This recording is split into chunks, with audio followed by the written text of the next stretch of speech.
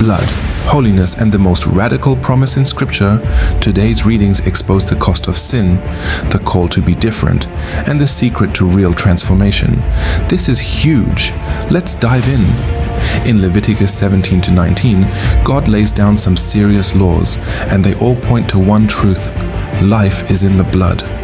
Sacrifices weren't about rituals, they were about sin demanding a price. And then, in Leviticus 18 to 19, things get real. God lists exactly what he considers detestable. Why? Because Israel was called to be set apart. They weren't supposed to look, live, or act like any other nation.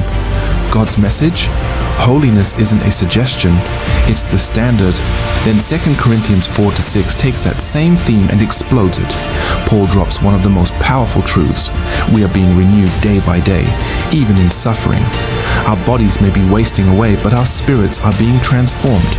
Then in chapter 5, Paul reveals the ultimate mission. We are not just saved, we are ambassadors of Christ. That means we don't just receive grace, we carry it to the world.